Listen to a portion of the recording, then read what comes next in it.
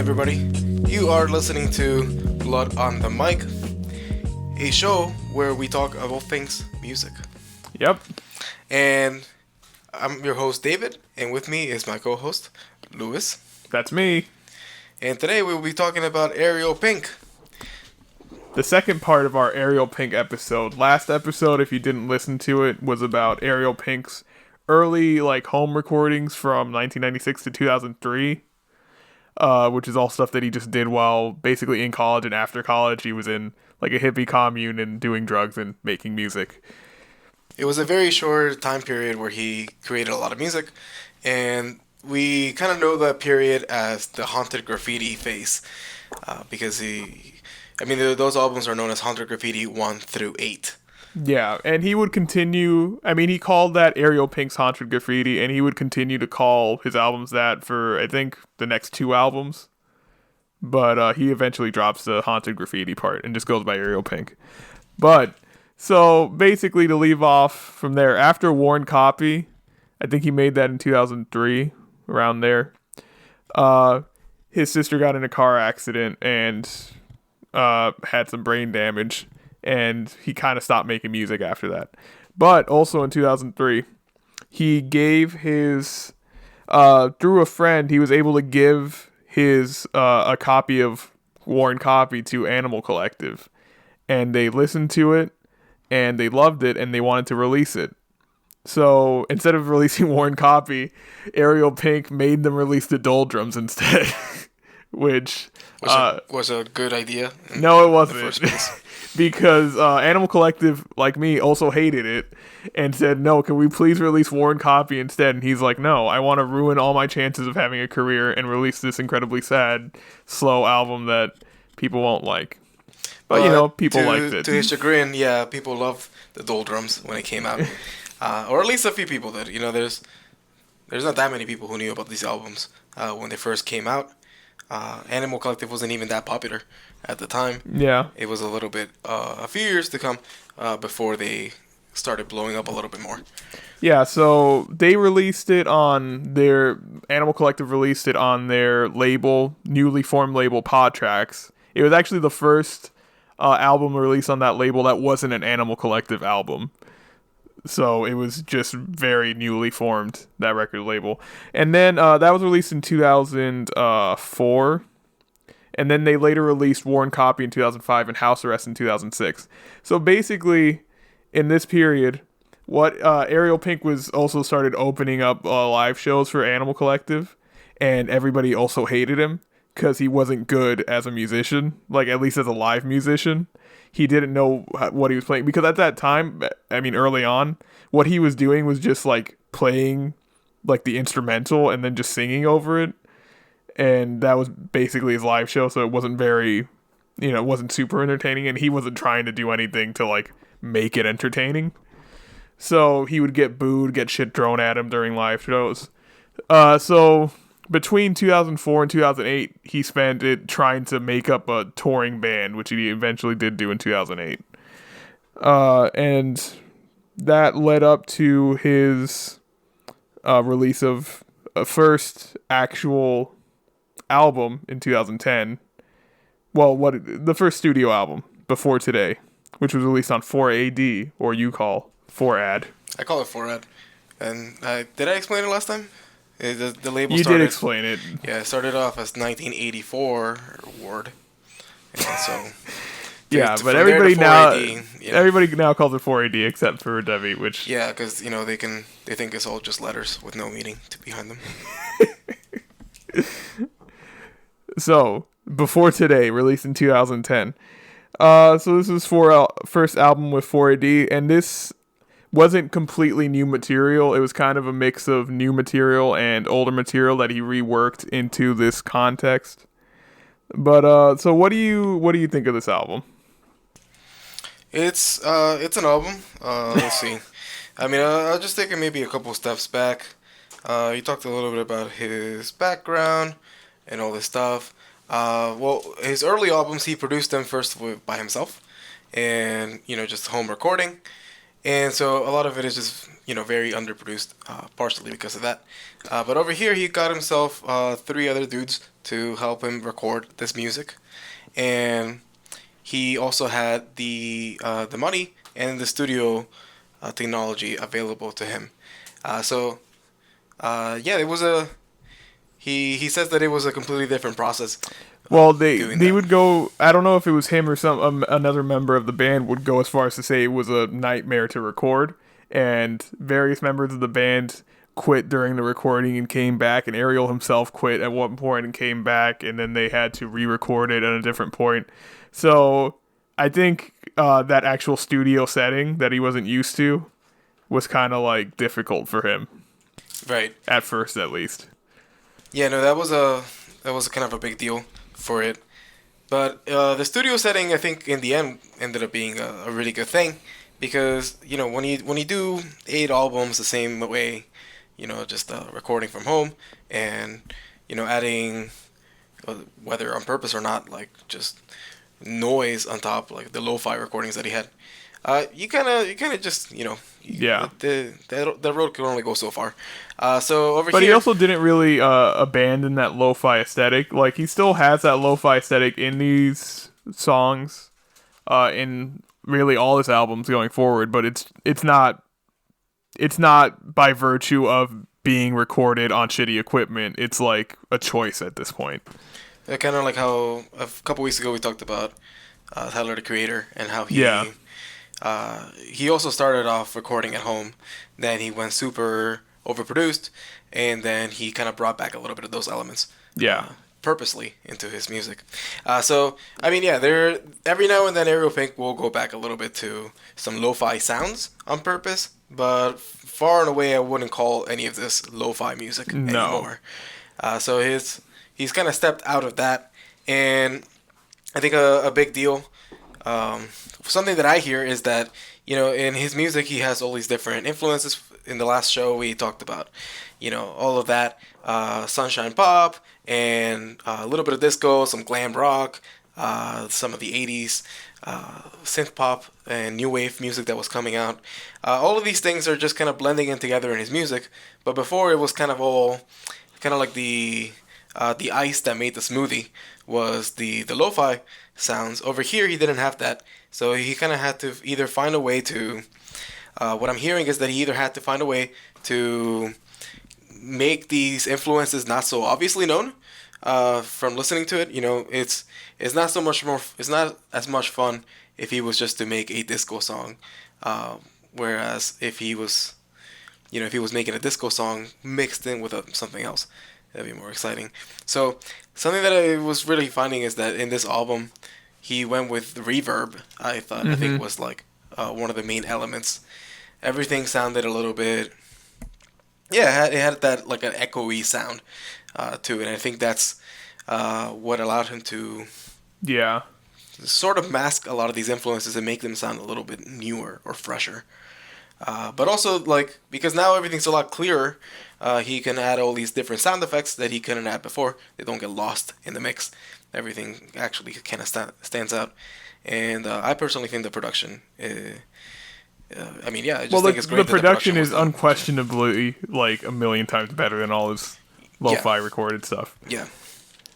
Um, but yeah, that's those are my overview thoughts on the album without giving my personal analysis yet. Yeah, I mean I agree with what you said. What my personal thoughts on the album? It kind of similar to Underground in a sense for me, where it's like I don't know. I didn't have a strong impression about a lot of these songs. I thought it was a good album, and there's a couple of songs I really like on here. Like I love Beverly Kills. Yeah, I love that song, I do like that song. Yeah. and Round I like a lot. But other than those two songs, nothing on here really stands out that much to me. Okay, I mean, I think that's an interesting way to think about it.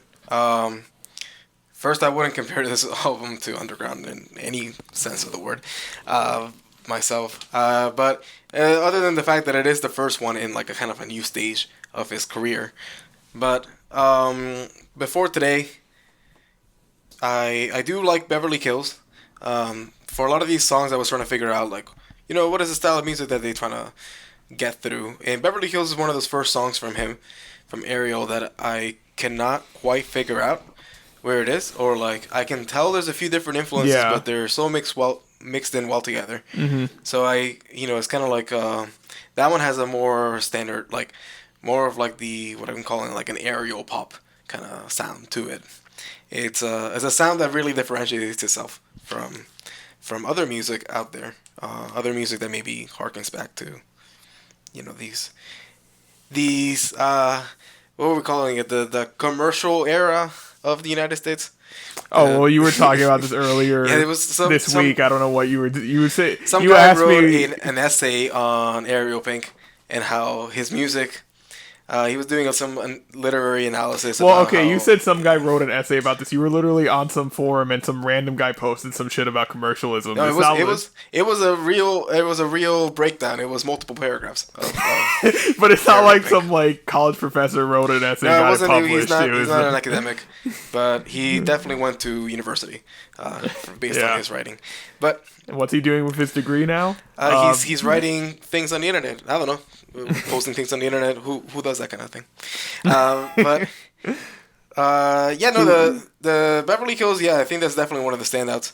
But what were you gonna say? So you were gonna say that?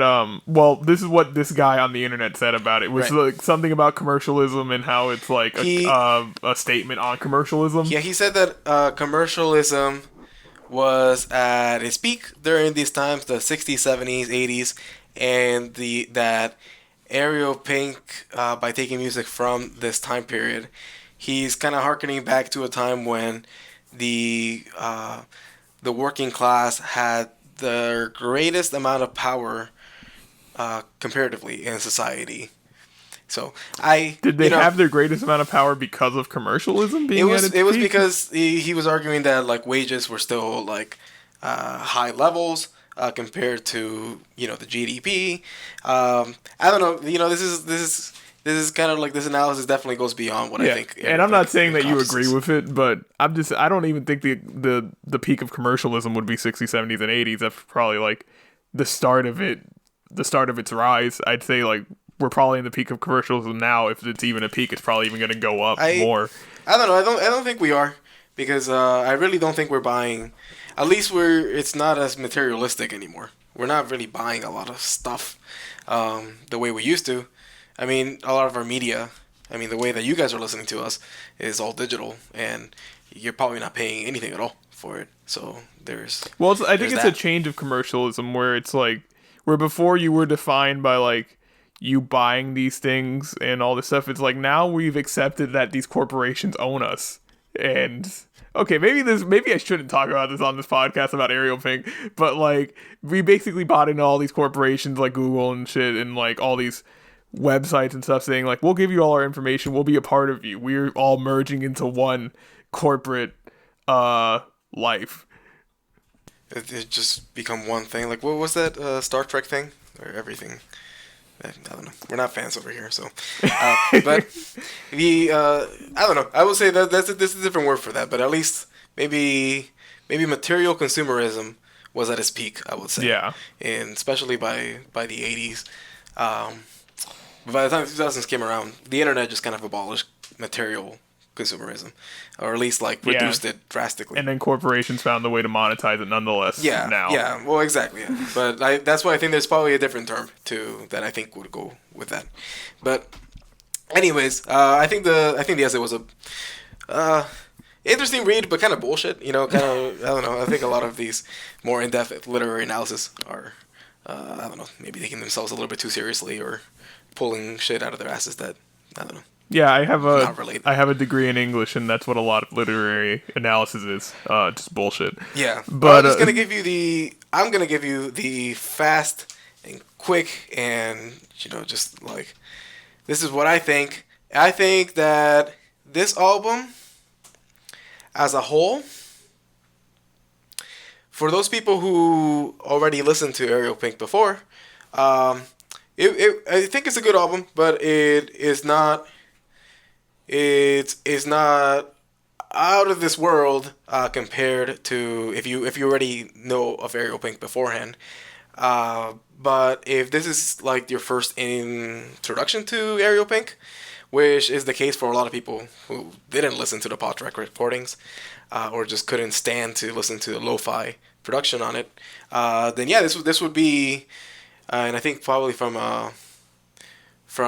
a cultural standpoint, this was kind of like a seminal album when it was released, as it didn't really sound all that similar to the whatever was popular at the time back in 2010. And I'll go even further and say that the song Round and Round, which was, I don't know if it was actually released as a single itself, but Round and Round, I think, was the most important song in the last decade. In the fact that a lot of indie rock would sound like it afterwards, I agree with you. Because I never heard this album before before this week where, we're preparing for the show. And yeah, listening to Ariel Pink for the past few weeks, I could see definitely how the 2010s indie rock scene had a lot of Ariel Pink influence in it. Like, a lot of these sounds, especially like his more chilled out sounds, may not necessarily like his more weirdo shit that he does. Like, Right, there's a lot of bands that were influenced in some songs some songs I think are particularly I can name more definitely which influences they caused, but Round and Round just kind of created brought forth a new sound to, I guess, the wide indie sphere, that I don't know. It was something that was different. It wasn't. It didn't sound like Japan Droids. It didn't sound like Vampire Weekend. It was a different sound that a lot of people could then like kind of tack onto, and this whole reverb laden kind of sound was getting popular at the time. Like Deer Hunter was also very reverb laden, and then a few other bands at the time. But yeah, shit started to get boring. yeah, well, yeah, things would start to get boring overall. They're like, hey, that music that's like exciting and people like to listen to? Fuck all that. Max DeMarco, let's do it. I mean, maybe Lucy over here is riding the wave of anti-reverb music, but I've been kind of on the wave myself several years back, which is ironically enough one of the big reasons I was so excited about Ariel Pink. But we'll get to that. Yeah, I later never on. really was like this decade, like or the last decade of indie music was kind of disappointing to me in a lot of senses. Where like a lot of it, I'm not a huge fan of the sound that was spawned by specifically like Round and Round, which like some bands would just copy that completely or just like take a lot of inspiration from that. Ariel Pink does a lot of different kinds of sounds, so it's not like that's his only sound. No, it definitely isn't. And it's not the only song that I think inspired different bands, but I think if I have to give it to any one song that kind of title, it would be that one. Because especially like a lot of people didn't actually listen to this album. A lot of people only saw that Pitchfork named it the best song of 2010, and then they went out and listened to that one song. Maybe a couple. I gotta look at what other songs were released in 2010 because I don't know if that's the best one. Well, I mean, maybe it isn't like. I mean, I think it is a pretty solid song. So it might be my favorite song from 2010, but I would have to really gather through. Wasn't LCD Sound System's last album 2010? Yes, it was. I think. I would pick any song from that album over Round and Round as the best song. I wouldn't, but you'll have to wait for an LCD Sound System episode for which we'll be definitely doing because I'm a huge fan, and we have very different opinions on that. But I kind of want to defend myself a little bit because earlier I said I compared this to Underground and you kind of dismissed that. I compared it to Underground in that I think this is kind of a start for what he would do in the later in the albums in this later part of his discography, where it's a more, what were you saying, like a more seamless blend of genres and stuff like that. Right. But he didn't. I think in this album it just didn't do, like a lot of the songs weren't exciting to me like a lot of Ariel Pink songs are. Well, Yeah, this album seemed a little bit tame, almost as if it was like Ariel Pink for the common man kind of thing. Like yeah, try to make Ariel Pink more accessible. General, yeah. there's not that many weird things on here. Maybe like Butt House Blondies is a little bit of a weird song, Mm-hmm. but maybe if I actually Menopause were, Man just because of maybe the lyrics. yeah. Uh, So I mean, there still ekes out every now and then, but it's not like overwhelming the amount of yeah, like and also the strange song lyrics. "Little Wig" is um what's the word? Stand out to me only because Ariel Pink, I've noticed, has a few songs where he like copies Brian Eno or is inspired by Brian Eno very hard, and Little Wig is like the biggest example of like that sounds almost exactly like a Brian Eno song to me. I hadn't picked up on that. To me, it just sounded kind of like an arena, kind of like a slightly hard rock song. But I'm just a huge fan of like his early Brian Eno, so that sounds like an album that would have been on like Here Comes the Warm Jets. okay. Yeah, there's definitely a lot of influences on here. Some of them more obvious than others. Hot Body Rub kind of sounded like a Worn Copy style funk groove, Mm-hmm. and Bright Lit Blue Skies. I thought it was a great song. I think it was one of the first times that he does like a surf, uh, Mm-hmm. rock song kind And of that's going. another song I did like on the album. Like Bright I don't know if there's any songs on here that I blue just skies, that I completely didn't like. you're not going. Yeah. There's the only song I didn't like was maybe Revolution. Wait, hold on. I think the only song that I didn't like maybe was Revolution's A Lie, and that's because I thought it was a little bit messy, and too much. I think he reverted too much to lo-fi in there. It seemed like an acid rock song with prog elements, but also like a proto punk uh, driving groove behind it. I don't That's a know. lot of different genres you're throwing at these It's a lot of people. genres, and that's why I think it's kind of a mess. Because I think that they went in kind of like Yeah, a jambalaya, just all together in a pot and see yeah. what how it That's one comes of out. the that's one of the songs I like the least too on the album. Yeah, it didn't help that it was the closer to the album. Pitchfork gave this a 9. Yeah, Pitchfork was like really riding They Ariel were really Pink sucking back this then. album's dick. They What- were. That's why Ariel Pink kind of went through like a weird.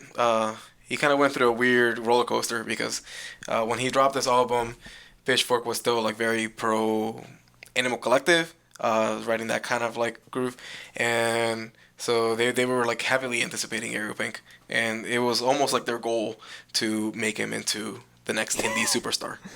Which And I mean, I don't think would he have really been. wanted. He didn't want it, no, and maybe his next album will show that for sure. But like, he, yeah, I don't think it wasn't a bad choice from Pitchfork's part. I would say. Mm. So, do you have much else to say about this album? I'll say maybe a couple of other things. I Round and Round I thought was interesting because in terms of influences, they had a little bit of 10cc in there. You know the song "I'm Not in Love." I'm not in love. And then they have I'm the not a several. 10cc fan. I don't know. It was a mid '70s song that was popular for using a lot of overlaid reverb background vocals to create this kind of like a heavenly sound. But kind of a disco beat, but also there's an MTV pop thing going on it.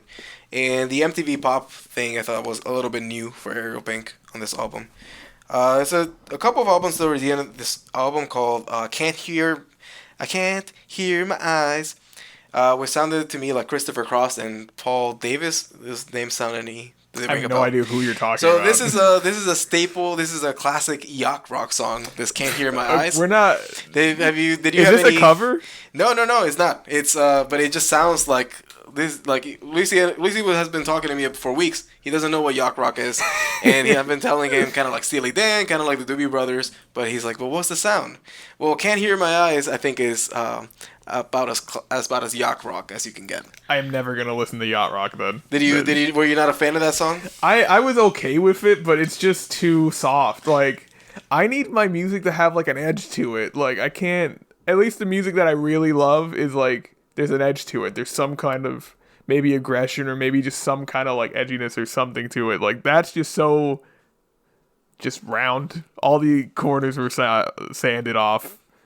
It's just like a nice It's ball that people can roll around, it's and it's not going to offend it's anybody. smooth. It's smooth, man. It's smooth. Too smooth. Like I don't know, like pina coladas on during brunch or something like that. On a yacht. On a yacht.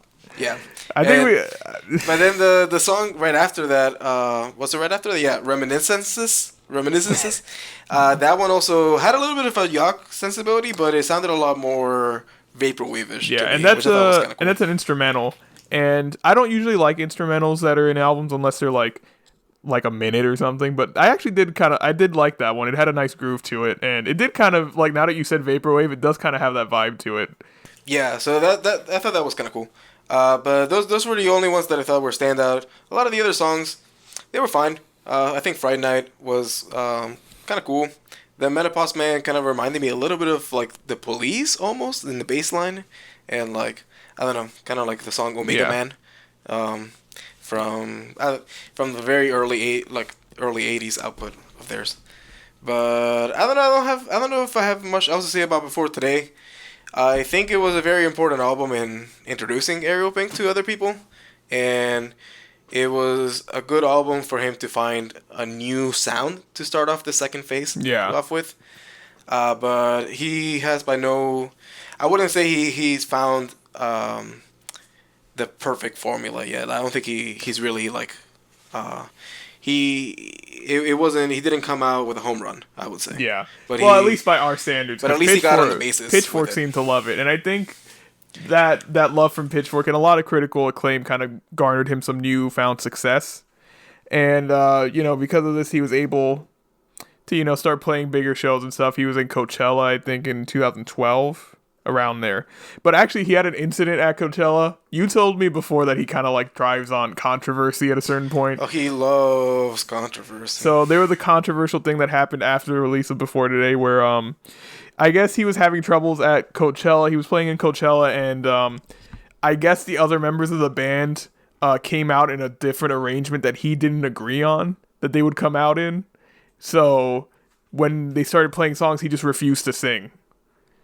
And they would just play the songs without him singing. And he was just basically an angry toddler standing there saying, "You didn't do what I wanted you to do, so now I'm going to ruin the show." Yeah, he definitely, he's not a team player, I would say. That's the thing.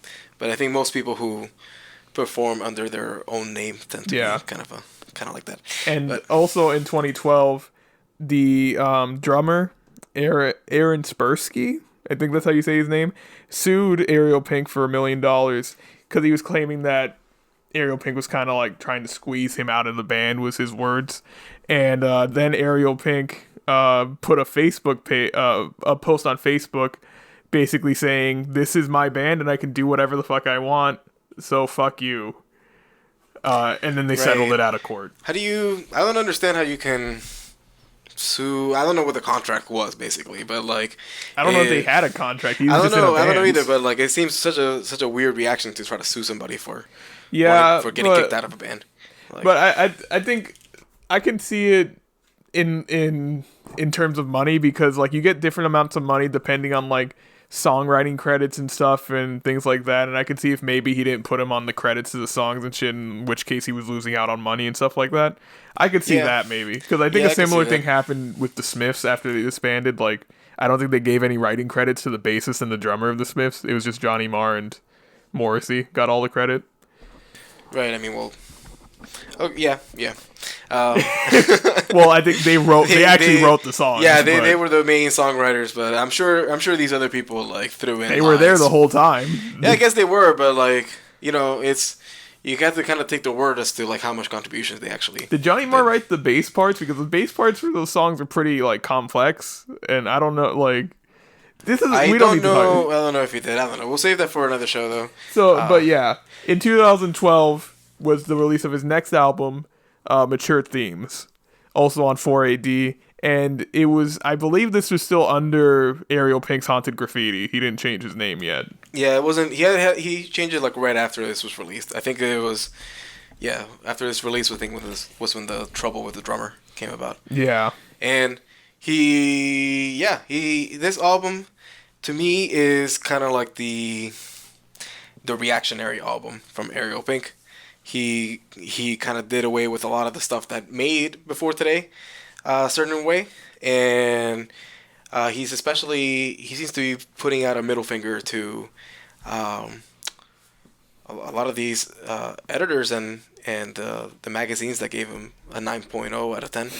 Uh, he was just not having it anymore. He was just like, I don't, I this like I'm gonna be myself. I'm gonna be who I truly am, which is not not necessarily a good person. And I think in this album, was he where is this where he talks about it a little bit? Um, I want it to be good. I want it to be good. I believe that's this album. Do you know what song that was? Yeah, I think it was Mature Themes. Yeah, I think the title song of Yeah. this I think the title song of this album, one I think is the to me will probably be the best song on here. I do Um, love that song. I don't know if the best one, but I love it. and is especially you know, I want to talk about mature things, taboo themes, and he definitely talks about taboo themes on this album, as well as a lot of really silly stuff. This is his troll album. This is a silly album. I think he takes things to an This extreme. is his troll album. I would say this is his troll album. I don't think this is his silliest. This is where he starts getting sillier again because I don't think Before Today was very Now, before silly. today was not super silly. Like it but- wasn't as fun as Ariel Pink can be, and that's my favorite part of Ariel Pink is when he's being fun and like silly and stuff. Even though like I don't usually like goofy music and shit like that, but Ariel Pink does it well, I think. I think that this is the silliest album, and I have my reasons to back it up. Okay. One, over here he introduces all of these wonky instrumentation, which was pretty absent before. Because before he was using pretty standard instrumentation, maybe using some 80 synths that like, you know, maybe sound a little funny today. But over here he purposely I think goes out of his way to find really wonky instrumentation in his music. And not only that, some of the as I was trying to listen for like what are the influences that he took into this album. It's very cinematic, and cinematic in the sense that like he takes from, for example, Mature Themes. It sounds like kind of like a chivalry song that you would find in a movie about Arthur and you know the Round Table, or if you listen to let's say Pink Slime, I think is kind of like a highlight of this album. That's another one I love. I Yeah, love Pink Slime. I think is great. And over there, he has this like workout song thing going on. Dun, dun, dun, dun, dun, dun, I dun, love dun, that. Yeah. dun, dun, dun, dun, dun, dun, dun, dun. And that one will come back in pretty much all his other albums from here, like that kind of sound. And speaking of influences, did you listen to that MGMT album that came out a couple years ago? Not the one that came out recently. No. Now, the one that came out recently, Ariel Pink has a heavy hand on it. It has a song called "She Works Out Too Much," which has that kind of like that exercise kind of music influence. And Ariel Pink was doing production on that song, as well as I forget the other song that he was on in that album. But basically, Ariel Pink, I think, was one of the person who helped MGMT come back. Because you know, kind of like their comeback album is what that was. But you think this is his silliest? Because the thing is, like, I think I agree with what you're saying, but I think this was kind of the start of him doing the more silly stuff not and the every more song is interesting. silly, but there is a lot of trolling on here.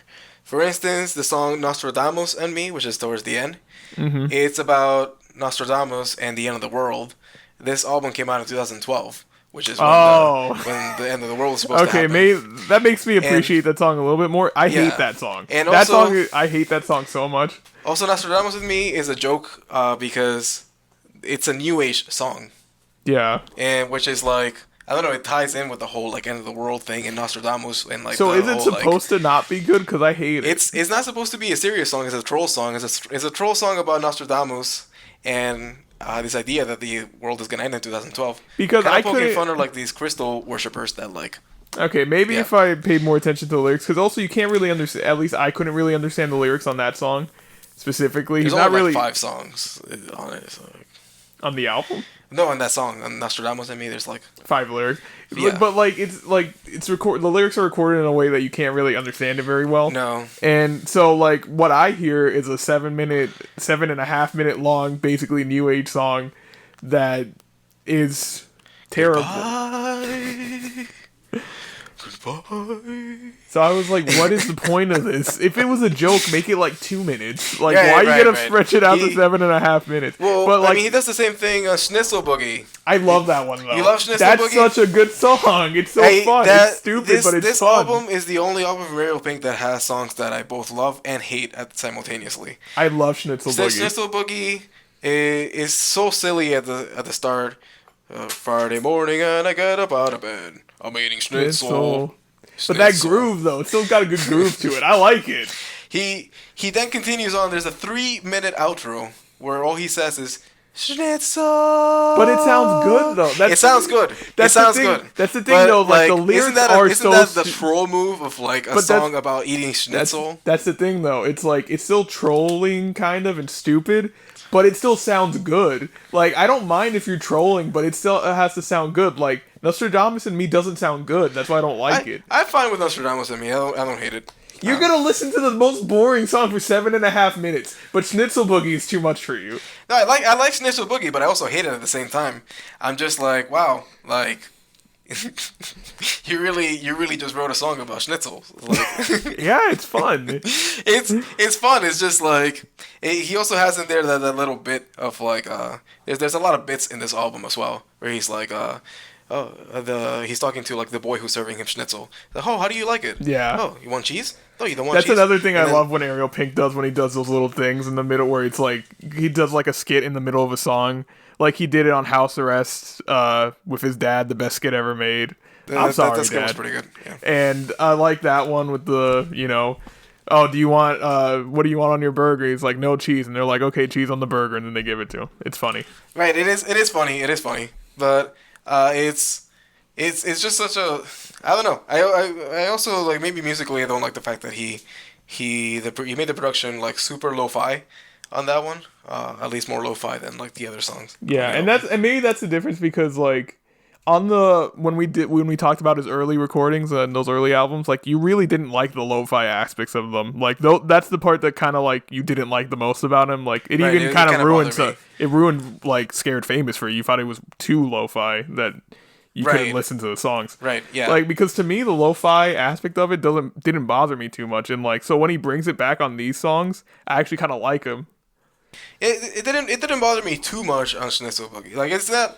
I don't think in any of these albums he embraces lo-fi to a degree where I like it, where it takes away from the album. But maybe I just don't prefer as much. And another song I really liked on this, and it seems kind of like a troll, is a Symphony of the Nymph. The Symphony of the Nymph. My name is Ariel, and I'm a nymph. Yeah, I don't want to burn any bridges, but I can't get enough of these bitches. But I'm like, just a rock and roller from Beverly Hills. my name is Ariel, and I'm a nymph.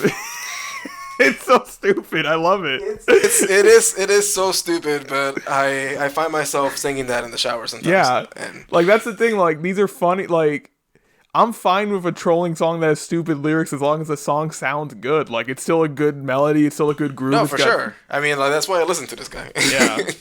But I think Nostradamus is Me is unforgivable and should be removed Okay. from the memory of. I'm not world. gonna stand up anymore for that song. Okay. It's not. I don't know. It's not one of the highlights. For But me. the main highlight, the song I like the most on this album is Baby at the end with Dame Funk. Baby, I love that is similar to Round and Round. I think one of the more important songs in the decade. I can actually name you some people who took that sound pretty straightforward. Name them, please. Conan Moccasin is one of them. No idea who that is. He sings in falsetto a lot. And then also I would say Foxygen also took from that influence. But this song, Baby, features Dame Funk. We just found out that it's pronounced Dame. And I think it's really interesting because it has like an indie sound, but with like the soul, specifically like a Bobby Womack kind of soul style. Yeah, definitely. Something else that I just found out while listening to this is that it's a cover. There's these two teenagers that released the song back in the 70s called Donnie and Joe Emerson. And I don't know how the hell Ariel Pink decided. You know what? This is the song that's worth covering. But I'm glad that he really took it to another level. Honestly, like Yeah. he took a practically unknown and forgettable song and turned it into one of a pretty critical song in this past Yeah, and decade. I think that's like a highlight in his career. I think that song is that good. Yeah, I think it's his top song, like his most listened to song online is Baby. How do you not like Baby? It's It's great. yeah, Yeah, it's it's great. you And can't. yeah, it's good. It's good. See some other songs that I liked. I like Live It Up. Um, I did like Farewell American Primitive. It also had a little bit of that yacht rock sound, but like it had these commercials spurs in between them. Do you know much Um, about the lyrics of American Primitive? Because like I didn't look too deeply into I them, but looked I'm into like, it a little bit. cause I'm like, it was just He just weird. says farewell American. I don't know. I couldn't understand exactly what it was about. Maybe when I was reading them, it kind of made sense a little bit, but he's talking about. I think maybe he's talking about. I don't know. He's talking about American themes because he says at some point, if I'm not like this, then I'm North Korea, and then he mentions Guantanamo Bay But then he says and farewell American Primitive, farewell farewell American like American. American Indian. I think Yeah, he he's says it talking about like, Native Americans in there. But I don't, I can't, it didn't quite wrap my mind around what the lyrics actually meant yeah. I in just that think it's case. strange to say American primitives in that sense. But you Oh know, yeah, I mean yeah, yes. it I'm not looking for Ariel Pink to be woke no, necessarily, but he's just he's like he's maybe far don't from woke. I maybe would don't say. call a song American primitives. Yeah, even if he did have like the right. I don't know if right ideas is the right way to say it, but like even if he did have more progressive ideas, he's not gonna talk about them in a Yeah, he's just very trolling. Like yeah. he's not trying to be like woke or anything. Right. But let's see. Other songs that I liked. Oh, the other song that I really, really liked was "Only in My Dreams," Yeah, that's I uh, love that song. That's and great. and that one has a. I'm gonna mention Tennessee again as an influence, but probably Todd Rundgren, probably just as much. That mid '70s pop, I guess you could say it, and but it has like this guitar that sounds like a country guitar, which country doesn't always come into his music, but he kind of threw it in there. Um, But those were the highlights, and I think that other thing that I would mention is Houdini, who this do that. How does he do that? And that's a moment of silliness, but also is this his best spot? Talking about is this the best spot? And then talking about the G spot. He's looking for the G spot, and Yeah, I and didn't then like that song very much, but and then I didn't like the way that I don't think Kiss Kiss Assassin was the best way to start the album. Some people like it. I don't. At first, I didn't like that song, but it actually grew on me more, and I don't know about its placement as the first song on the album. It's a little jarring, but I did grow to like that song more. Yeah, so this album, this album, I think when I first started listening to it a few years back, it was a little bit difficult to get into it. Just because a lot of these songs I think are purposely not easy to get into. Like, if Before Today was an album that was supposed to be more easily accessible for people to get into, I think Mature Themes is more like, no, this is the sound that I'm going with, in this new, um, studio version of myself. That's so funny because I thought I got into this album so much easier than Before Today.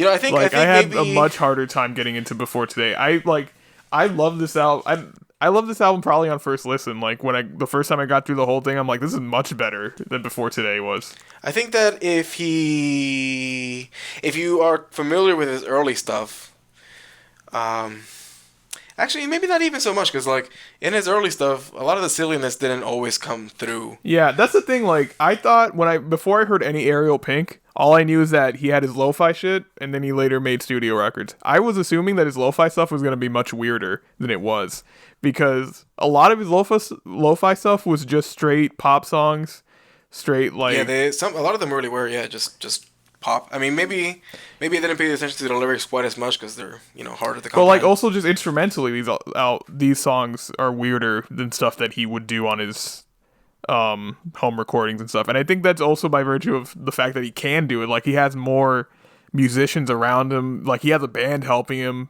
do stuff that maybe he wouldn't be able to do by himself. He has people helping him more in a whole studio setting that he can do weirder stuff than he couldn't do at home. Right.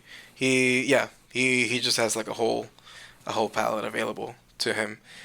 He has complained in recent years that his songwriting abilities were at their peak in Haunted Graffiti, in those early 2000s, and that nowadays songs don't come to him quite as easily. But I think he's doing more like he's taking care of his songs a lot better Yeah, nowadays. I think I agree with that because I probably like his songwriting more on his lo-fi stuff. I think he has a lot more like great songs on there, but like definitely I think he has more interesting musical ideas in these studio albums and like Right. executes them better. Yeah. Yeah, that's definitely true. But yeah, no, Mature Themes, to me, his Troll album, it is the Is this album, known as his Troll album? at least to What is me. Pom Pom known as then?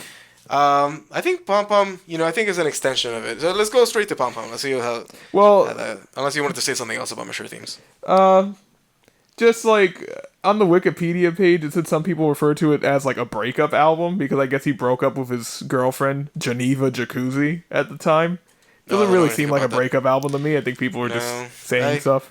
maybe I don't know. Maybe there is something in there that I didn't catch, but But also apparently didn't give me at those vibes. around the time of the release of this album, 4AD was trying to make him promote the album in ways that he didn't really feel comfortable doing. He did do it eventually, where they told him to like dye his hair pink and like go lean into the Ariel Pink stuff and be weird and shit on camera. And he was like, he basically said like, um, I felt obliged to do that. I felt obligated to do that stuff because they were paying me basically, but he hated Yeah. doing it. Yeah, I mean, Ariel Pink, he would definitely get the report card saying that does not follow instructions. Yeah. He definitely an independent kind of person. And even when they're saying like be weird, it's like no, I'm not gonna be weird for you. Even though he is kind of a weird person, but Yeah. maybe he just wants to be authentic is what he longs to be. All right. So next album, right? Yeah, next album on to Pom Pom, released Pom in Pom. 2014. This was the first album that I listened to. As I go through ebbs. I like wane and wax in terms of like how much I'm keeping track of like what's new, what's hip, all that stuff. And 2014 was a year that I started to come back to listening to a lot of new releases. And Pom Pom was released that year. It made it in my top 5 that year. And looking back, I think it is my favorite album that was released in 2014. Not that there was a whole lot of competition, in my opinion, but Pom Pom, yeah. It's a little bit of a longer album for him. It's about an hour and 7 minutes. And he kind of makes note of that. In the album, he has a song called Exile on Frog Street, which is obviously a play on Exile on Main Street by the Rolling Stones, which is roughly around this length, I would say. Yeah. It's a double album for, old people standards. Yeah, well, a double album in the time where one record could hold like what 50 minutes of music or At something. max. So yeah, 40 minutes is like really what you were aiming for each So, yeah. LP. a double album was basically anything over an hour at the time, like in the 60s and 70s and probably in the 80s, whenever you were releasing music on vinyl records. But yeah, this is it's not extremely long. It's a pretty long album, and I usually don't like long albums. I prefer albums to be short, but this is one of the rare exceptions where this is like every song is good. Every song is good, really. I don't have a song that's bad. There's no songs that I dislike on this album, no. Except, actually, Exile on Frog Street. I don't really like that song very much. It's not my favorite, but I I don't skip it if that makes But any yeah, sense. but that's why I was confused when you were saying that Mature Themes is a troll album. This song has so many insane moments. Some of these songs are so weird and crazy. This I'm like, album, how is that? How is Mature Themes a troll well, because album? I don't think he's trolling anybody over here. I think he's just being insane. Which is to me, I think to me is a little bit differently. Over here, you get, um, I think this is Ariel Pink at maybe his wildest, and you know a lot of these songs, the the songs themselves are really out there, but he's, I mean he's not making fun of like Nostradamus and you know the 2012 ending of the Okay, I world, understand you more and now because Mature Themes he was kind of trolling his fans and trolling music publications saying things like oh how great he is and stuff right. like Plus the instrumentation. I mean, he clearly was drawing from like instrumental, like musically. A lot of his influences, instead of being like popular music that came out in the 60s, 70s, and 80s, he was getting inspiration from a lot more of like the commercials and the clown circus music and on like Mature Theme or Pom on Pom. mature themes. I mean, over here he does it He too. carried it onto Pom Pom as well, yeah. Over here he carried that through, but on mature themes, I think he like purposely went out of his way to include, like I said, like I mean cinematic, but not in the not Not in the usual not way in the you would think of pretentious way. yeah. Yeah, no, cinematic in terms of Like bad music that was in movies. right, like the kind of music that you get for sound effects in music, like you know, music that people tend to overlook. I mean, that exercise music, I thought was like a clear example, and it worked out really well for him. And But when you mention like carnival sounds or whatever, circus music, like the first song on this album, Plastic Raincoats for the Pig Parade, like borders on too annoying to me, but I think it rides that line well where it's like I like that song and it doesn't get too annoying for me, even though it has this parts where people are like kids are screaming things and like oh yeah like and then it just drops out. It's like it's a very strange song, especially to be the opening song of your album, a double album at that, because you hear that song and it's like this is insane, and then you find out there's over an hour more of songs that I'm like assuming are going to be exactly like that. and it's not that wrong of an assumption. Yeah. The song is a little crazy. I love it. I love it. I wouldn't say I love it, but I like it. Cause it I think what really does it for me is the beat. Dum, da, da, dun, dun, dun, dun, That beat, da, da, dun, dun, dun, that's a dun. good beat, but it doesn't keep that up the whole time. Like then it drops into these other weird carnival sounds, like more. Plastic raincoats in the pig parade. The mannequins. Actually, you know what? That part where the kids scream like "Oh yeah," and then Oh it's like yeah. that kind of reminds me of Animal Collective a little bit. Of like certain songs that Animal Collective might do, and Maybe. I mean, I'm sure actually there's a few moments around that I did notice some Animal Collective influence, but I wrote it down somewhere. I'm sure I'll get to it when I get to it. But yeah. But I, another huh? thing I noticed that he did a lot on this album is like he would have songs that would like switch up halfway through, like what is it, Dinosaur Care Bears? Like kind of Yeah, Dinosaur Care completely Bears switches is, halfway through. I like specifically wrote down a note on that because like that one was I think one of the wildest like roller coasters of sounds. It like starts out. We haven't even talked about the sound a little bit, but like every now and then, Ariel Pink has these like goth, kind of metal songs thrown in there. Like Four Shadows Yeah. is one of them, but it's also interesting because then there's a guy singing in falsetto in there, like On but Four not Shadows. yeah, but not like James Dio, like not like Ronnie James Dio, but like more like Barry Gibb, like from the Bee Gees. Yeah, Four And Shadows is a song I love on there because like this album, I think like it has a bunch of different genres, like where he's not really melding them all into a single song. He's kind of like just doing a scatter shot of different songs, There- and different genres. Where Four Shadows is like that dark, kind of close to hard rock metal, but also like dark goth at the same time, and he does a lot of different genres on this album. Right, and like I mean, maybe I'll group that song together with like Not Enough Violence and Goth Bomb. Yeah. I think those songs also have like a similar vibe, like a heavy vibe. And then Dinosaur Care Bear starts off kind of like that. It sounds like a satanic ritual at the very start of Yeah. the song, and then it goes into like a clown. Like I think we were like maybe this is the song that I was thinking about, the clown, uh, like clown music basically, and boom, bum, boom, bum, boom, bum, boom, bum, boom, bum, Yeah, boom, it bum, does that, doo, and doo. then it switches to a different section that's like kind of sounds like dub. And yeah, it's a very chill outro to the song. It's like you're no good, no, you're no good. And then it has like that dub stuff where it'll be like long echo effects on like a drum hit or something, or like Tell on the me that snare. you Like, want me. Yeah, it's yeah, it's definitely a little bit of a roller coaster of a song. I can't say it's one of my favorite ones, but it definitely I keeps you actually on your like it a toes. lot. And another one that switches up halfway through that I love is one of my favorites on this album is Sexual Athletics, Yeah, sexual where athletics. Yeah, go I ahead. love that album. It starts off with like this kind of hard rocking riff, like sounds like a classic rock or hard rock riff, like Led Zeppelin or something like that. And he's just saying like, "I'm a sexual athlete.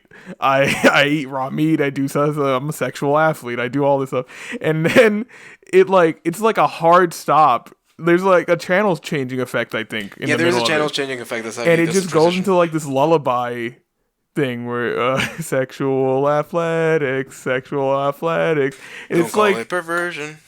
and it's a complete change of style and change of mood, but it works perfectly for me. Where it's like, I didn't like. There's not much lyrics to pay attention to, but like to me, it kind of sounds like this guy that's like pumping himself up like I'm a sexual athlete. I'm so great at sex. I'm all this shit. But like then it switches to like his actual self. It's like a timid guy that's like in this lullaby state where he's like, Yeah, what all I yeah. wanted was a girlfriend all my life, All I wanted was a girlfriend.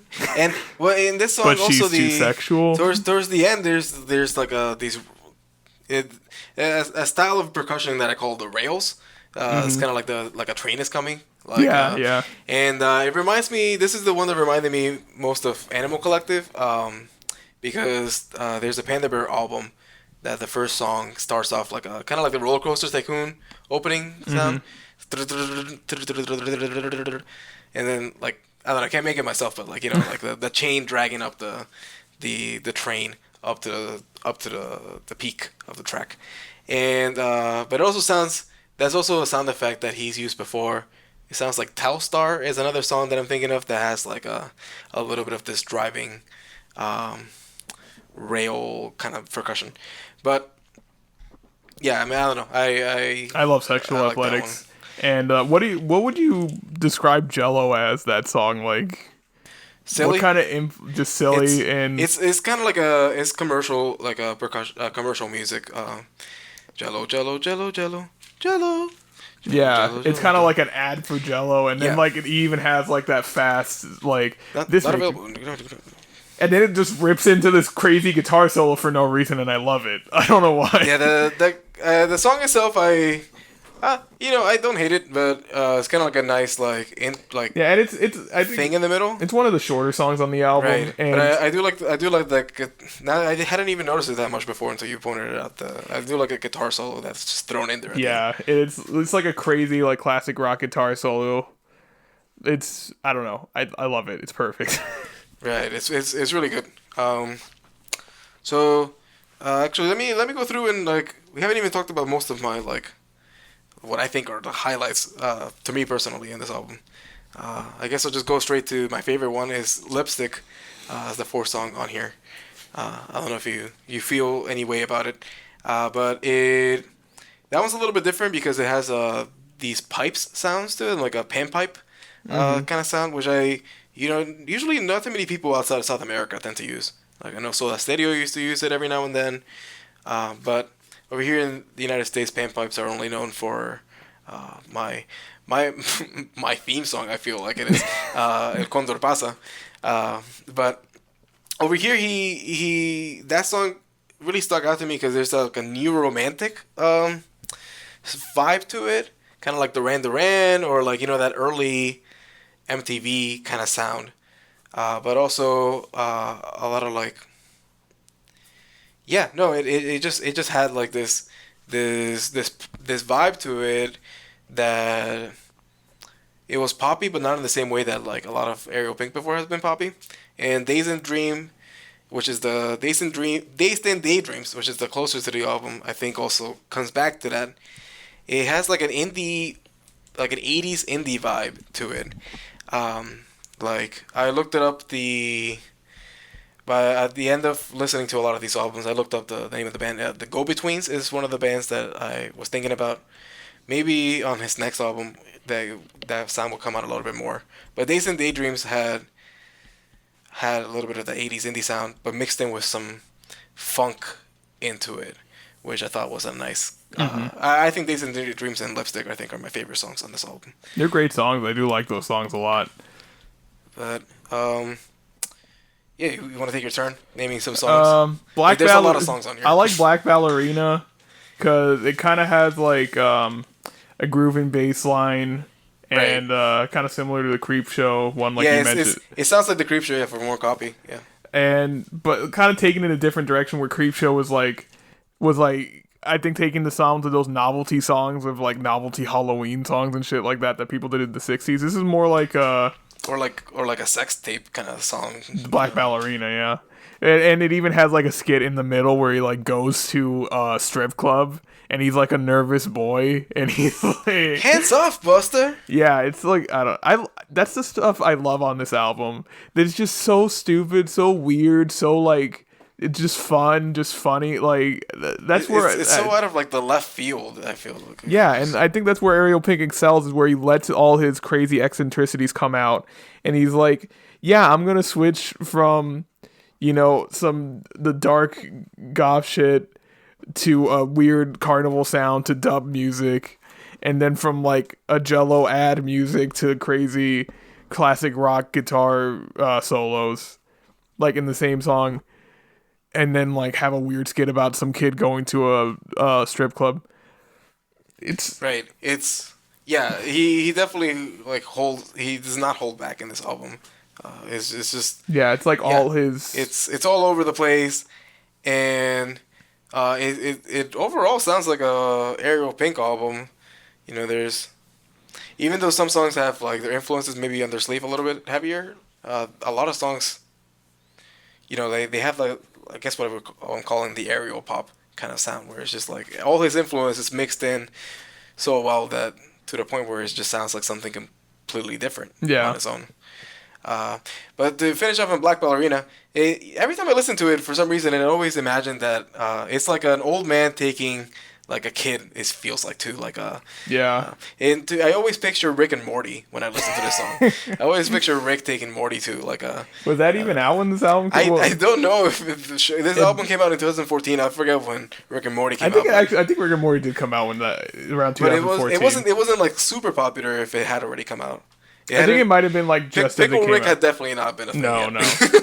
I think because I remember watching Rick and Morty like in college. And 2014 was like almost when I was done with college. Right. Yeah. So, yeah, it was probably out by that point, but I don't know if he was on that wave or not. Maybe he was. I don't know. But either way, that kind of relationship of the old man and the kid reminded me of Rick and Morty. Another stand-up for me is New Beach a Go-Go. I think it's just a really fun song. Yeah. I almost don't like that song, but I'm like, nah, it's stupid fun. It's fun. It's just... like those 60s, like... And it's so well done, too. I don't know, it's a great song. Maybe it's just silly, maybe it's like, New Beach a Go-Go. And they never write enough songs about new beaches, I think. One Summer Night I thought was an interesting one, because it has a little bit of... if I really listened to it, and there was like a kind of a ballad sensibility to it, like a 50s ballad. Yeah. But he's almost like not taking it seriously at all. Like it's not. It doesn't sound tender. If that's the way that I would say. But I think some other standouts on here are White Freckles and Put Your Number in My Phone. White Freckles I like a lot, and Put Your Number in my phone I like, but I think it's like probably the only song on here, or one of the only songs that I think sounds a lot like the two previous albums, like, or at least really before today. It's a song that like I could see on those albums. None of these other songs really I could see on those albums because they're like too different. This album is very different. It's very out there. It's just it's a different album. Yeah. Put your number in my phone. Yeah, I guess I It's could the see only that like kind of before today. straight like pop song on this album. Baby, baby, put your number in my phone. And what was the other one that I mentioned? White Freckles. I think White Freckles is a great song. I don't Yeah, know. Why? Well, where'd you get those freckles? I yeah. don't know. He switches it up. He doesn't lull you in that song. It's definitely like she got them at the tanning salon. White freckles. I don't know. Did Did we we cover all the songs? mention? I think we. Yeah, did we mention that this was his first song album without the haunted graffiti We name on we it? kind of mentioned it before, but yeah, no. This is his first just Ariel Pink album, and maybe a little bit fittingly because I I think this album is the most Ariel Pink of his albums. I don't know if that makes any sense. Yeah, I think this is the album where he just lets himself through 100%. Like this sounds like Ariel Pink's mind. I don't know. I don't know if he was thinking about it at the time, but I think this is kind of like I would call this his masterpiece in the in the sense of the word of like this is this is the album. Like if anybody's gonna listen to any album from mine, if I'm gonna be remembered for any lasting impact, like this album was the one. Like Yeah, I and mean, and I don't necessarily think this might be a good starting point for people because it's so crazy. Like he has other albums that might be easier to get into, but it was I, my starting point, so I don't know. I don't know. I mean, this probably would have been a good starting point for me, but I don't know. I think this is probably peak Ariel Pink. Right. And surprisingly, the reviews that I'm seeing over here, I think this is a by this point the critical acclaim had turned against them. I think Because they're this like, is you're not gonna sound like before today. he's not Fuck gonna sound like you. before today, but also he was having a lot of problems. Like I don't think his label was really supporting him all too much. Yeah, and also he was, Ariel Pink moves on controversy. So apparently, Spill it, spill it. I'm spilling the tea right now. Where I guess at some point he said that uh, Madonna's label contacted him and said that they wanted him to write songs for Madonna, and they said like, we need you to write some real songs from her. We don't want any of that Avicii shit that she's been doing where she's just dancing around pretending to be 20 years old again. We want you to write some real songs for her. That's what he said. And then Grimes came out and said like, basically called him a misogynist and like literally said that. And then he called her retarded for thinking that he was serious, basically.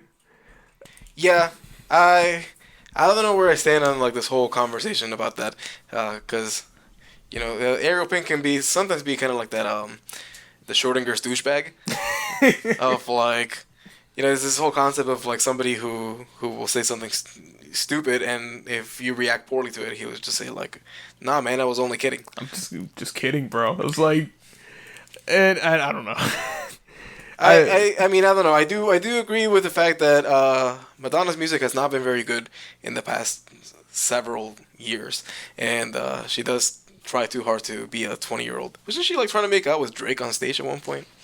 I don't know. I wouldn't. They did like make out on stage at one point, I think. Well, I don't think. I don't think it was. I think it was against his will. I don't. He did not want to kiss Madonna. I wouldn't. I wouldn't kiss Madonna. Jeez. At like 50, probably not.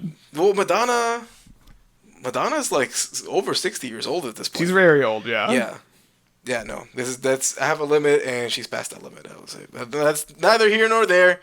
Madonna, I think she's a fantastic artist. I'd have to see a current but picture of her. I just wouldn't get into relations with her at this age. But that's Pom Pom. That's Ariel Pink at that point in whatever. He didn't get a fair shake, I don't think, with the reviews, but I think is his best album. Then we go to his latest release, his latest studio release. Dedicated, it's called Dedicated to Bobby Jameson. It was released in 2017 under a new label, Mexican Summer.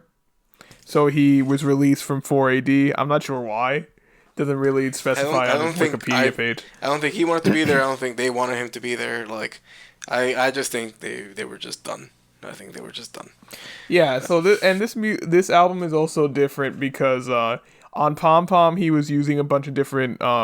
He was having a bunch of different musicians help him and a bunch of songwriting help. Whereas this one, he recorded it with a small group of people in his home, kind of back to his original setup that he did, with home recordings and his earlier studio work. And with the title dedicated to Bobby Jameson, there is this very obscure singer-songwriter from the 60s named Bobby Jameson that retired shortly after the 60s and then resurfaced in 2007 just on YouTube making vlogs and stuff. And he also started writing blogs online basically as like an autobiography. And he died in 2015, and after he died, Ariel Pink saw all his YouTube stuff and read his blog, and I guess he felt kind of linked to this guy, like they had similar lives. So he just named the album dedicated to Bobby Jameson, kind of like as a tribute to him. Yeah, but I also don't think he really gave too much thought to the album. I don't know. Yeah, he said himself like he kind of just threw that name on. Right. I think I think it's a good name for an album. I think it's better than like the names of any of the other songs on here. Definitely better than calling the album Santa's in the Closet. Jeez. I would like it if he called it Kitchen Witch. That would be a cool album name. Okay, I can kind of maybe see that. And yeah, this album, yeah, like you said, it does seem like a slight return to kind of trying to capture a little bit of the ethos that he had in his home recording days. But it also seems a little bit of maybe time will change. Like maybe time will tell, because it's only been 3 years since this album came out. But it seems like he's putting in almost like an end to an era. Like he's like wrapping up the 4AD era or the 4AD era that he had going on. And we actually earlier before we recorded this, we were listening to the secret track at the end of his album. It's called Ode to the Goat. You can't listen to it online. You can only listen to it if you have a physical copy of this album. But there's two different last songs on. So on the physical CD release, the last song is track 13, Acting. But there's also a hidden track after that called Ode to the Goat. And on the digital release, like on streaming services like Spotify, there's a 14th track called Revenge of the Iceman, and it doesn't have the hidden track Ode to the Goat. I don't like Revenge of the Iceman. I think it's too punk. You don't like it? No. Yeah, I don't like it either. It's too punk for me. I don't know. I hated it the first time I listened to it, and I kind of start liking it more each time I listen to it. I still don't really like it fully, but I do kind of like it more. It's not awful. It's not awful, but like it's definitely not the note that I want to. Well, if we're just gonna jump in straight into the negative thing, this is my least favorite Ariel Pink album of his studio albums, and probably one of my least favorite. Period. There's a lot of songs on here I just don't like at all. Okay. What's another one that you didn't like? Santa's in the Closet. I hated. I didn't like Santa's in the Closet. I thought the thing that really killed it for me was his vocal style. Mm-hmm. He really does his best at sounding like a creep there. Like, Santa's in the Closet. I can't even replicate it. I would have to listen to it again to try my best to it. Another one is Do Yourself a Favor, like the acoustic song in there. It's just so boring to me. I did think that was kind of boring. I didn't hate the song, but it just had like no life to it. It was just like kind of a boring acoustic cut. It had nothing interesting about it. This is like one of the few new things that he added on here is like more of a singer-songwriter element to it. But if anything, it just kind of makes the album slightly blander than his other albums. Yeah. Time to Live was okay, but it was a little too long for me, and it didn't develop into much. It had like different aspects to it, but none of them interested me very much. I could see somebody else liking that song, I think. It wasn't one of my favorites, but it's a song that I think sounds better on paper than it sounds in actuality. It has, because I think I think the refrain is a little bit too choppy. Time to live, time to die. Yeah. And it's just like it's not as smooth as I would like. I don't know. It doesn't roll off the tongue quite as nicely. But I did like some of that he like. I don't know. He it, there's a little bit of a sentiment in the song that I kind of like. It's kind of confronting. It's a little bit of like confronting like his own existence, almost like like time, like he could be loving, he could be dying. I don't know. Maybe I'm looking a little bit too much into it, but he has like a lot of stuff thrown in there, a little bit of a Buggles, like video killed the radio star moment. There's a little bit of the exercise music in there as well.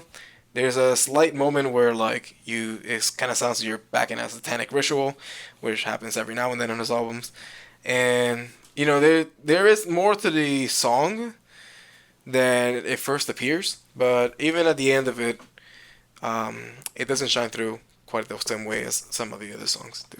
Mm-hmm. Yeah. I mean, and also I don't want to be completely negative, because there are some songs on here that I think are great. Feels Like Heaven, I love.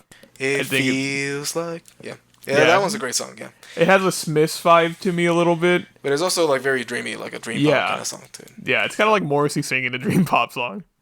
A little bit to me. Right. Yeah.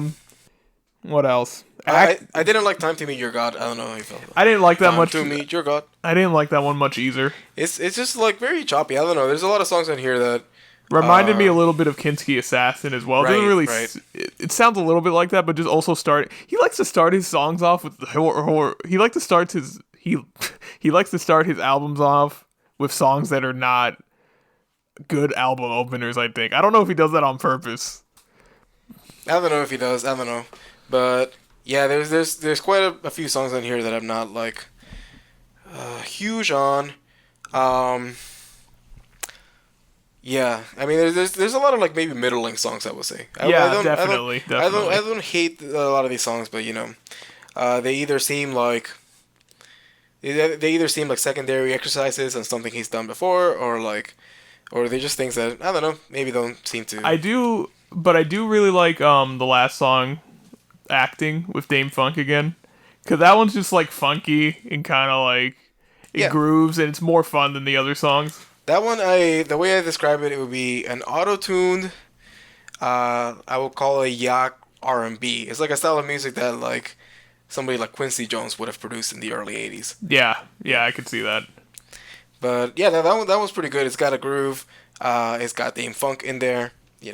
Oh, and then I never finished talking about "Ode to the Goat." That one I thought was interesting. I thought it would have been a much better ending than "Revenge of the Iceman." One is thanking everybody. Is thanking, thank you, which makes me feel like, all of this thanking, you don't just start randomly thanking somebody. Maybe at the end of the album, yeah, but I feel like he is thanking people because for giving him the ability to be a major star, if that makes any sense. Yeah, and when I heard it, the first thing I thought is that since it's all exclusive on the CD version of the album, I thought he was thanking people for buying a physical version and giving him money instead of just listening to it through streaming services. I mean, he gets a little bit of money from that too. But Yeah, but he gets a lot more money from Right, people yeah. actually buying albums. yeah, that is true. If I was to describe that song, though, it kind of sounds like the Brady Bunch doing like the finale to a game show. If that makes any sense. Yeah. I don't know. It has a weird quality to it. But okay, so let's talk about the good songs because like there actually are a lot of good songs on here. I don't know if a lot. There's a couple. There's a few. Okay, I'm gonna start off with the title track dedicated to Bobby Jameson. I thought that one was Yeah, really good, that one was good. I like that one. and it has some very controversial lyrics. It says he was a tinsel clown tranny, and Yeah. the mayor of the Sunset Strips, and I don't know. But I mean, he's had so many controversial lyrics. In I don't know if this is a controversial lyric, but on Revenge of the Iceman, I'm pretty sure he says I came inside her thrice. Yeah, I mean, possibly. I mean, that's a number of times. Let's see. So but I would say he once again comes back to the whole theme of liking younger women, and I want to be young. Which he just keeps making these jams about like Only younger you women. think they're jams. Dude, "Wanna Be Young" is such a You're such a begging jam. to go to jail at this point. I wanna be young. I thought that one was good. I thought that Well, dedicated to Bobby Jameson. I also thought it was interesting that it was like a Doors song, but instead of him singing in a deep voice, he's singing in a higher pitched voice. If that makes any Mm-hmm. sense. But like otherwise, like Well, parts of it were like a Door song. I don't think it was the bass completely. groove I thought was like a Doors song. The guitar licks I thought were like a Doors song. But overall, I mean, like if you just listen to the song and imagine him singing at a lower register, um, it really doesn't. It sounds like a almost like a Doors song. I think I could see it. It kind I'd of have to sounds listen like to it a again, thinking of him singing in a lower voice. yeah. But which makes sense because Bobby Jameson was from L.A. and he's from L.A. and it's just an L.A. kind of song. Every now and then, the Ariel Pink likes to throw those in. Um, Another Weekend I thought was kind of nice, but I liked also kind of half like of another. Like it yeah, has like two different parts in it that it like goes between, and I like one part and not the other part. So I kind of like. I don't know. I'm okay on that song. I don't love yeah. it. It's it's a good song. Maybe in the top half of the album for me. But then let's talk about Kitchen Witch. You know, we were talking about Kitchen Witch I before. did like Kitchen Witch. Make me a man. That's that refrain. I think it just kind of sticks out in my mind to me. Okay. Yeah, I don't know. It's a catchy refrain. Make me a man. And I don't know what other songs are on here. I don't, Bubblegum Dreams. that was annoying to me. I didn't think it was bad. It had a little bit of a Beach Boys like vocal harmony thing going on, and we didn't talk about Dream Date Narcissist as well. Another song that was kind of just annoying to me. I think Dream Date Narcissist. I think is probably one of his more maybe honest songs in a Yeah. way. Uh, yeah, kind of saying, hey, I'm gonna be your worst date. But yeah, I don't know. Dedicated to Bobby Jameson. It, I didn't think a lot of the songs were bad, but I do think that the songs were very middling, especially Yeah. considering a lot of what he's done before. Um, yeah, he's not really trying out a whole lot of new things over here. Yeah, he's kind of Um, just taking a step back to like an older style that he was doing, and I don't think he did it very well. I think like a lot of these songs, he's done songs like these but better. right. I would say that but then ironically enough, I think this one might be like a good introductory album because maybe it doesn't have a lot of his highlights, but it's a very easy sound. I think a lot of these songs have an easy sound to get into. Yeah, because it's not. I don't think most of these songs aren't horrible. They're just like not great. So I Right. guess I don't know. I think a good first album might be honestly for me Mature Themes. Even though you say it's like a troll album, I think it only comes off as a troll album if you know the context, like of how it was released. I guess maybe. I think Mature Themes. I don't know if that's the one that I would pick as an Either introductory that or album. Before Today, Yeah, I don't know. of the studio albums at least. Yeah, I can't really say. I think it will depend on the person that I'm talking to. I will tell them a different album, but either way, I mean his albums are not. It's not like they're difficult albums to get into, especially these studio albums. They're so well produced that like I don't think there's. I would say Pom Pom might be difficult for some. Maybe if you're not into like weird stuff, but I don't know. I thought But it if was you're great. not into weird stuff, don't listen to Ariel Pink. That is true. That is a bit true. Yeah. But so yeah, that was dedicated to Bobby Jameson, and so far, that's all his studio albums. Since Bobby Jameson, he has been working with Mexican Summer, the label, to release remastered versions of Yeah. basically all his Haunted Graffiti stuff. Yeah. And Last time around, we talked about these release phases, how they've been coming out. Uh, I think we're waiting on Scare Famous to come out, the remastered Scared version, Famous, yeah, I'm pretty sure is the next one, and and then a few compilation albums to come out as well. yeah, of just basically he's trying to release everything he's ever recorded up until this point. You know, a lot of the stuff that he recorded before he was signed, like before Animal Collective, basically before 2003, and then a lot of stuff that he was recording from 2003 to like 2010 that wasn't released. Right. I think one how Bobby Jameson kind of came out, kind of a little bit of a settling album, and also the fact that now he's paying attention to his legacy. It seems. And he's like over 40. He crossed 40 the other like a few years back. He seems to be entering like a later phase in his artistic life. Like I think we've already passed.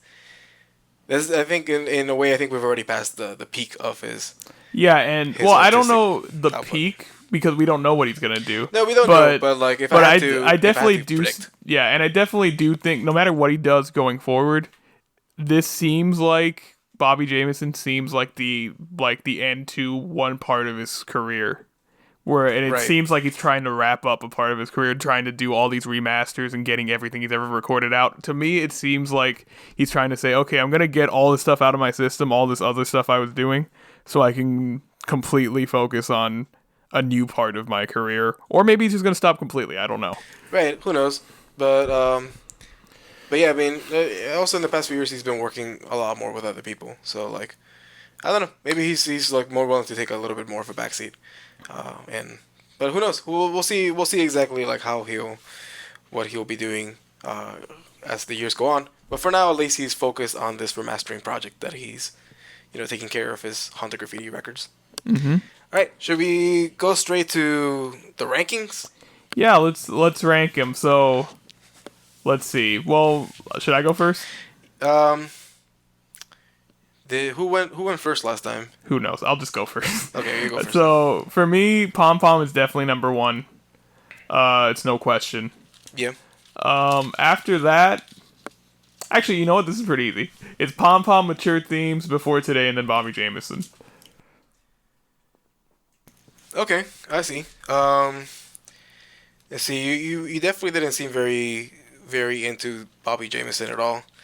Yeah, Um, it was really a struggle listening to that album as much as I did, like, cause I had to like form opinions on it, and I just didn't want to keep listening to you it. I didn't like it very much. Yeah, I mean maybe Bobby Jameson like for me personally, I know that album very well, but that's probably because it came out recently, and I mean that year in particular, I listened to it a lot. But even that year, it wasn't. I don't even think it made my top 10 that year. Did it make my top 10? Maybe barely. Um, I don't know. For me, Pom Pom is by far the number one. That's not even a question. Even when you take into consideration my personal attachment to that album, I think he just that was his best. That was his magnum opus. I would say was Pom Pom. Then from there, it's a little bit tricky. It is a little tricky because I think this whole exercise that we've been doing has really made me appreciate mature themes a little bit more. Even Thank you. though it's not an album that I would it's not an album that I naturally tended to before. Whereas before today, I think is super important of an album, especially in him creating this sound going forward, the studio album sound. And Uh, to the sounds of indie rock in 2010, right, which exactly. we should do an episode about how they ruined indie rock in 2010. Uh, yeah, I mean, I think indie rock was probably better in the 2000s than the 2010s, but I don't know if ruined is the.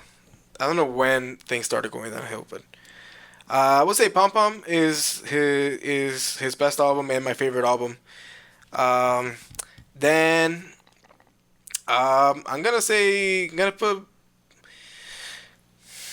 I'm gonna put Before Today like slightly ahead of Mature Themes, You're a terrible person. but only because of the kind of like importance and like um and yeah, I think there was a lot that was done for that album, and at the time of its release, especially thinking about it from the time of its release, I think it was more of a seminal album. But Mature Themes not very far behind that, if behind at all in this argument. Mature Themes actually did he did something very different and new there as well. And then yeah, I guess dedicated to Bobby Jameson is gonna be last because there's there's not very much going for it. It's Yeah, just he's kind of just doing the same thing he did before, but worse. um in some cases, yeah. There It's more songs from Ariel Pink. It's more songs from Ariel Pink. There's yeah, I don't know. There's yeah, that's not much to say about that, but yeah. Do you All right, want to try ranking all his albums? we could try. Because I don't First, remember my rankings before, so I mean, well, I'll well, do you like his studio stuff or his more. home recording stuff more? I think I like Pom Pom specifically more. Okay, well, Because this is Pom Pom specifically, I agree is his magnum opus. Like for that album is, I think, a masterpiece of what he does. It's yeah. That I I don't think he'll ever surpass that. I'll agree with that sentiment. But I'm gonna be taking it a little bit further.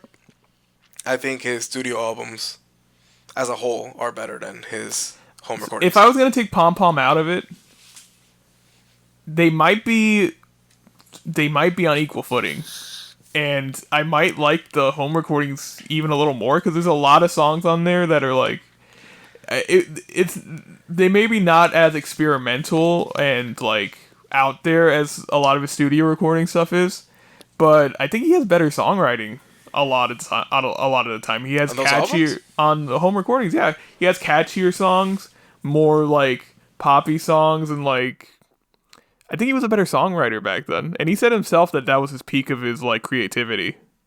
Right. I think he well, I think what I said before still stands that like I think he songs were just coming to him. But on the other hand, I in his home recordings, a lot of times it sounds like Ariel Pink trying out this style of music, Yeah. or Ariel Pink combining this style plus this style. Whereas like in his studio albums, because he didn't, like I said, he doesn't have like a lot to hide behind.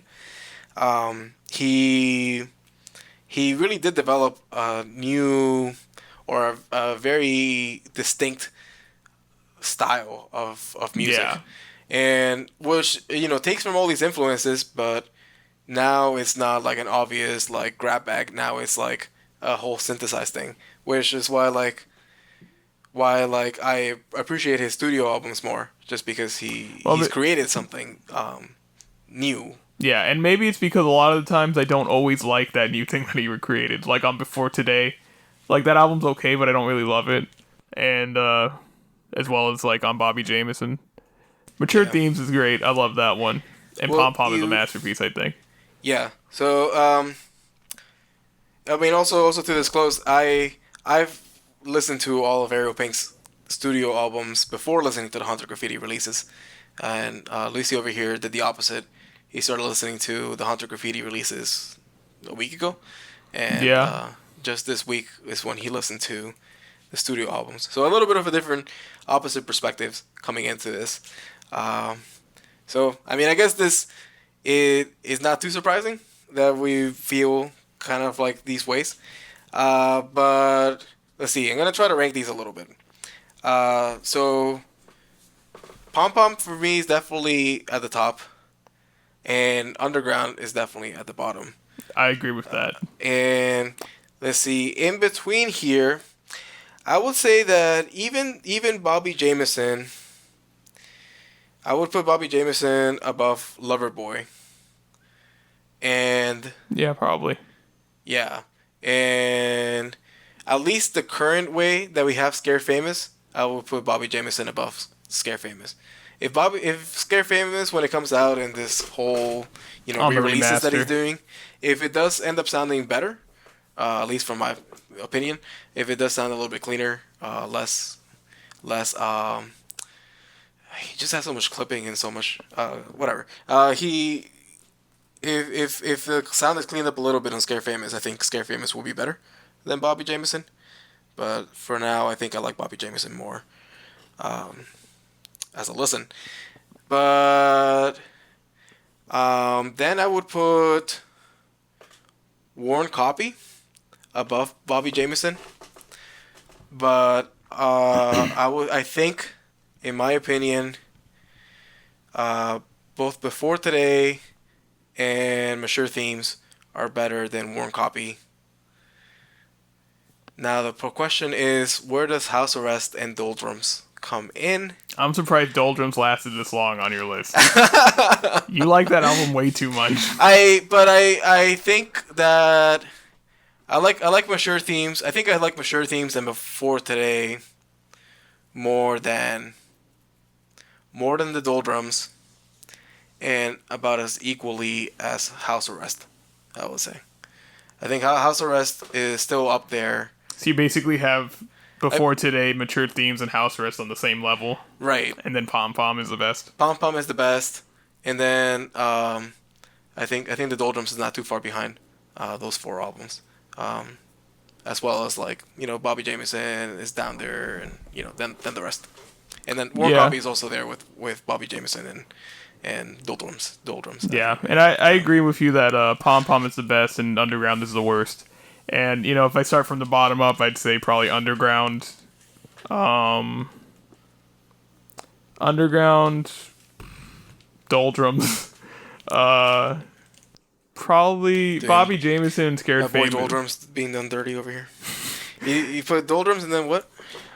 Bobby Jameson and Scared Famous are probably close in me liking him. I might put Scared Famous above Bobby Jameson just because I like a lot of the songs on there more. And it is very, very lo-fi and low quality, but that doesn't bother me a lot. Then actually, no, I forgot about Loverboy. Loverboy's below both of them. So yeah, it's probably Underground, Doldrums, Loverboy, Bobby Jameson, Scared Famous, Worn Copy. Oh wait, no, I forgot the. You know what? Fuck all this. I'm losing track of this. Doesn't matter. We gotta get out of here anyway. No, do you like Worn Copy and House Arrest more or less than Before Today and Mature Themes? I like it. I like them both more than Before Today. Okay. Probably just as much as Mature Themes. Okay. You know what? It might be Worn Copy, Mature Themes, House Arrest, then Pom Pom. Okay. From bottom to the top. Yeah. Okay. Cool. So yeah. So I mean, I guess we're not too far off in our thinking, but I still think We might have deserves a better shake from you. But, no, we don't. We might have to think about maybe writing our rankings before we do this because when an artist has a lot of albums, it's hard to keep track of. We usually won't go through these many albums, I think, but yeah. Well, these are been our 2 episodes on Ariel Pink. If you missed the first one, you can always go back and listen to it. What are we gonna do next week? Next week we're going to be covering Rage Against the Machine. So a very change of pace, I think. Right, a little bit of a change of pace. And I was so tired of listening to Ariel Pink, I needed some aggression. So, but also keep a lookout for we talk about new music releases from time to time, and we'll be posting stuff on our Instagram, our Twitter. Make sure to follow us on Twitter at BloodOnTheMic1. That's the number 1. On Instagram at BloodOnTheMic. Follow me on Twitter at Torna Lewis. Also make sure to we're posting on YouTube. I think next time around we're gonna get some video element. Yeah, we're gonna try to do that definitely, and we'll be regular YouTubers. Make sure to like, comment, and subscribe. Hit that bell. Is that what they? Hit that bell, whatever. I don't know. You know what to do on YouTube. Just send us one of those Rich Wallet advertisements, and then we'll can we please get a Rich Wallet advertisement? That was not an ad for Rich Wallet. No, this is an ad for us to get an ad for Rich Wallet. Yeah, please just get us some commissions over here. All right. Thanks for listening, everybody. Bye.